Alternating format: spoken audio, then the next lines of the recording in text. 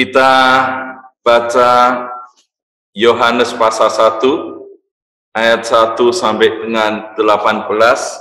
Pada mulanya adalah firman, firman itu bersama-sama dengan Allah, dan firman itu adalah Allah. Ia pada mulanya bersama-sama dengan Allah. Segala sesuatu dijadikan oleh Dia, dan tanpa Dia tidak ada sesuatu pun yang telah jadi dari segala yang telah dijadikan. Dalam Dia ada hidup, dan hidup itu adalah terang manusia. Terang itu bercahaya di dalam kegelapan, dan kegelapan itu tidak menguasainya. Datanglah seorang yang diutus Allah, namanya Yohanes. Ia datang sebagai saksi untuk memberi kesaksian tentang terang itu, supaya oleh Dia semua orang menjadi percaya. Ia bukan terang itu, tetapi ia harus memberi kesaksian tentang terang itu. Terang yang sesungguhnya yang menerangi setiap orang sedang datang ke dalam dunia. Ia telah ada di dalam dunia, dan dunia dijadikan olehnya, tetapi dunia tidak mengenalnya. Ia datang kepada milik kepunyaannya, tetapi orang-orang kepunyaannya itu tidak menerimanya. Tetapi semua orang yang menerimanya diberinya kuasa supaya menjadi anak-anak Allah, yaitu mereka yang percaya dalam namanya. Orang-orang yang diperanakkan bukan dari darah atau dari daging, bukan pula secara jasmani oleh keinginan seorang laki-laki, melainkan dari Allah. Firman itu telah menjadi manusia dan diam di antara kita, dan kita telah melihat kemuliaannya, yaitu kemuliaan yang diberikan kepadanya sebagai anak tunggal Bapa, penuh kasih karunia dan kebenaran. Yohanes memberi kesaksian tentang Dia dan berseru katanya, "Inilah Dia yang kumaksudkan ketika aku berkata, kemudian daripadaku akan datang Dia yang telah mendahului aku, sebab Dia telah ada sebelum aku." Karena dari kepenuhannya kita semua telah menerima kasih karunia demi kasih karunia. Sebab hukum Taurat diberikan oleh Musa, tapi kasih karunia dan kebenaran datang oleh Yesus Kristus.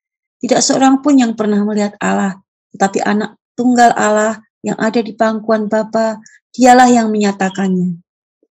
Ya, kita sudah pindah dari Injil Sinoptik. Kemarin kita sudah pelajari Matius, Markus, Lukas. Sekarang kita masuk pada Injil yang keempat, yaitu Injil Yohanes.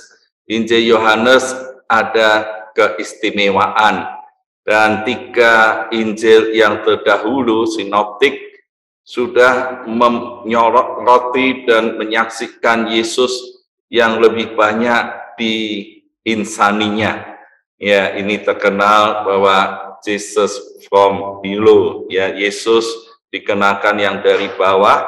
Lalu Injil Yohanes ini lebih menyoroti dari keilahiannya, di mana yang Allah menjadi manusia. Jadi ini Injil Yohanes terkenal dengan Jesus from above, dari atas. Dan kita melihat bahwa ciri-ciri Injil Yohanes, kalau kita amati dari pasal 1 sampai 21, ada teolog yang melihatkan bahwa mulai dari pasal 1 ayat ke-19 sampai pasal 21 ayat terakhir, ini narasi yang disampaikan Injil Yohanes. Dan Yohanes menyimpulkan justru ada di pasal 1 ayat 1:18 sebagai mukadimah. Biasanya kesimpulan itu di belakang, tapi di Injil Yohanes ini kesimpulannya sudah diberikan di depan untuk memperkenalkan sesuai dengan tujuan surat Injil Yohanes, yaitu semua yang tercantum ini supaya percaya bahwa Yesus ini anak Allah Mesias, dan semua orang yang percaya ini akan memperoleh hidup kekal di dalam Yesus Kristus. Dan ini memperkenalkan siapakah Yesus. Dan kita tahu bahwa Injil Yohanes ini banyak kata Yesus yang menyebutkan aku. Ya, siapa aku? Yesus bersaksi, aku ini terang dunia, aku ini air hidup, aku ini roti hidup, aku ini gembala yang baik, aku ini jalan kebenaran dan kehidupan. Tak seorang pun sampai pada Bapa kecuali melalui aku. Dan perkenalan Yesus ini menunjukkan bahwa di ayat 18 ini menyatakan jelas tidak seorang pun yang pernah melihat Allah, tetapi anak tunggal Allah yang ada di pangkuan Bapa, dialah yang menyatakan. Itu sebabnya kehadiran Yesus yang diceritakan di Injil Yohanes, dia menunjukkan kesaksian siapakah Allah dan siapakah dirinya yang diutus Bapa, dan untuk memperkenalkan Bapa yang tidak kelihatan. Tidak ada seorang pun yang mengenal Allah kecuali anak tunggal, yaitu Yesus sendiri. Maka Yesus katakan, kalau kamu melihat aku, kamu melihat Bapa. Aku dan Bapa satu adanya. Dan ini menunjukkan keilahiannya, bahwa Yesus itu memang Allah. Dan ini yang diungkapkan, sehingga tanda-tanda dan mujizat yang ada di Injil Yohanes, ada yang tidak terekam, yang tidak tertulis di Injil Sinoptik. Ada tanda air menjadi anggur, dan ada tanda yang sungguh-sungguh banyak orang tidak pernah melihat, yaitu Lazarus yang sudah mati 4 hari,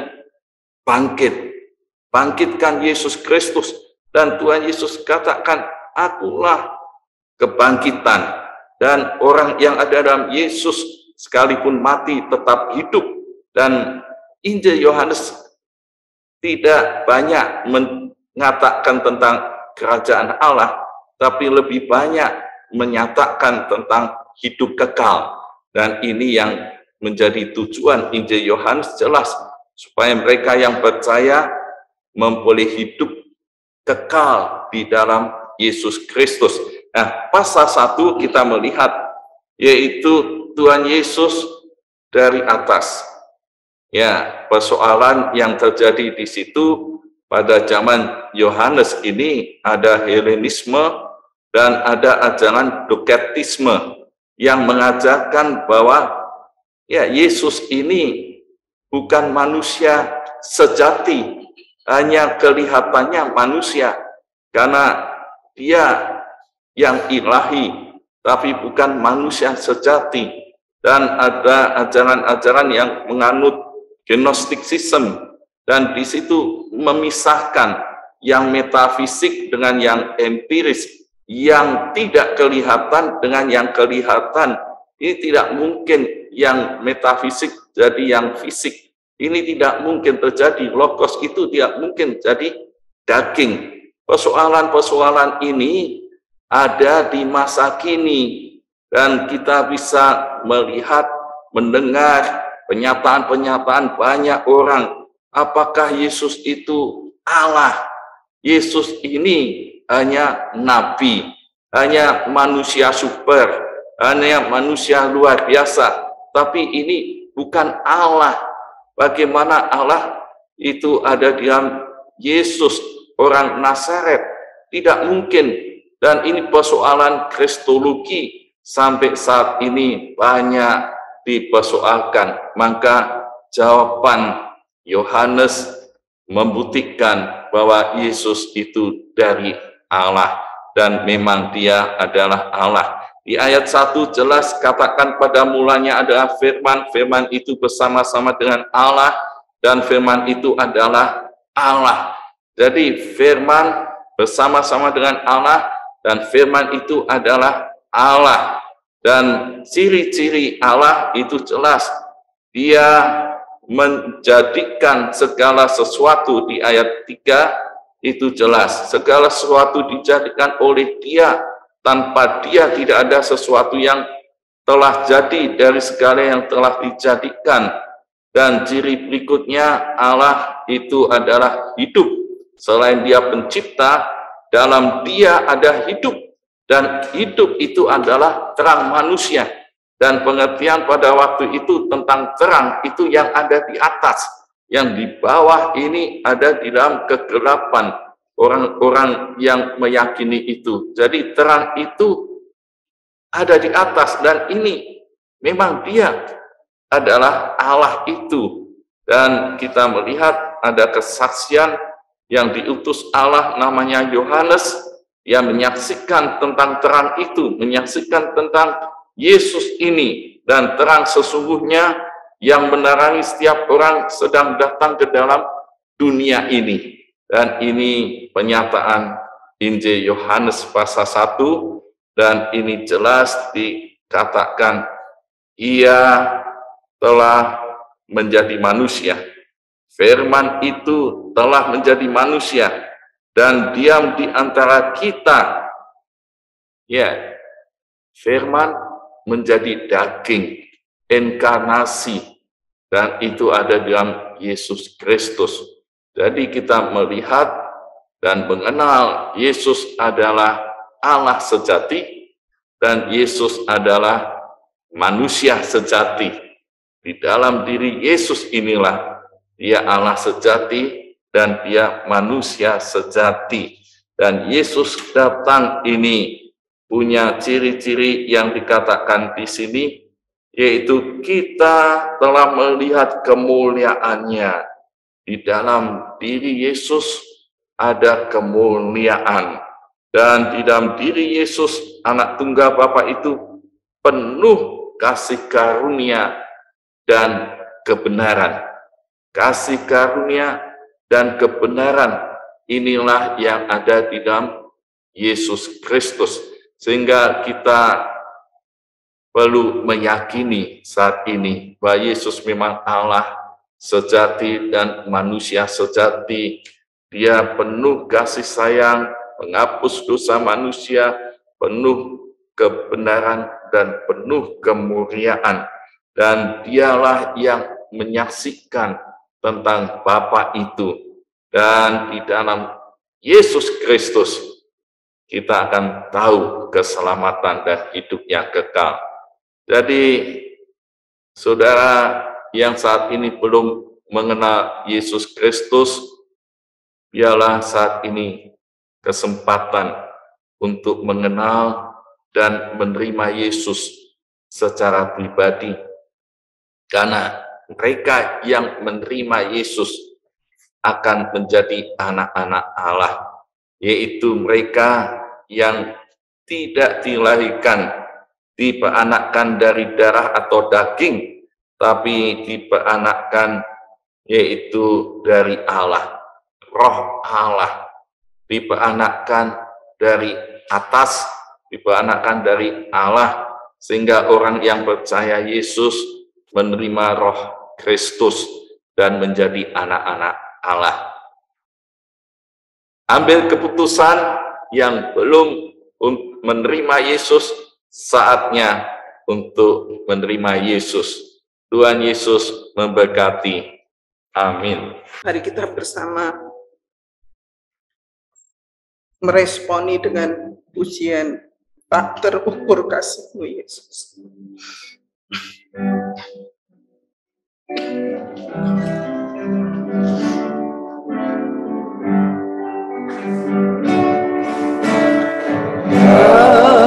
Terukur kasih-Mu Yesus, Kau telah mati gantikan diriku, Kau curahkan darah-Mu untuk tebus dosaku.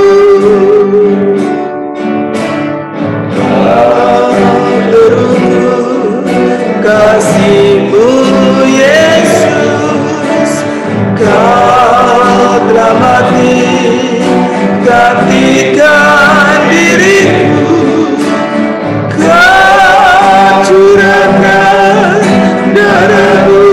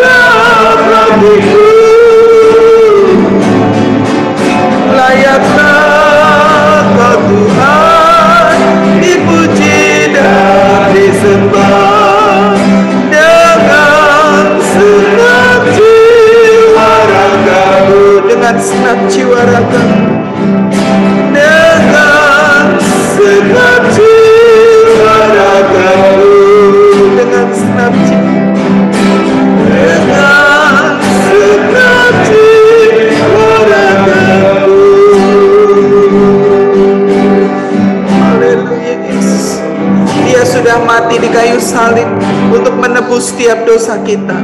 Dan dia sudah naik ke surga. Suatu saat dia akan datang untuk menjemput setiap kita yang percaya kepada dia. Kita mengucap syukur kepada Tuhan karena kita boleh semakin mengenal dia. Mari kita berdoa, mari kita meresponi kasih Tuhan. Kami bersyukur kepadamu Tuhan, karena firman Tuhan mengingatkan Engkaulah Allah yang sudah mengosongkan diri menjadi manusia di dalam Yesus Kristus, yang sudah mati di kayu salib menebus dosaku Tuhan, menebus segala kejahatanku. Dan saat ini aku boleh menjadi anak-anak-Mu, boleh menjadi murid-Mu Tuhan. Aku bersyukur Tuhan, karena aku juga boleh Tuhan memiliki pengharapan, karena Engkau sudah bangkit dan naik ke surga. Dan suatu saat Engkau akan datang kembali ya Yesus, untuk menjemput setiap kami yang percaya kepadamu. Terima kasih Tuhan, terima kasih. Terima kasih, di dalam nama Yesus kami berdoa mengucap syukur. Haleluya. Amin. Amin.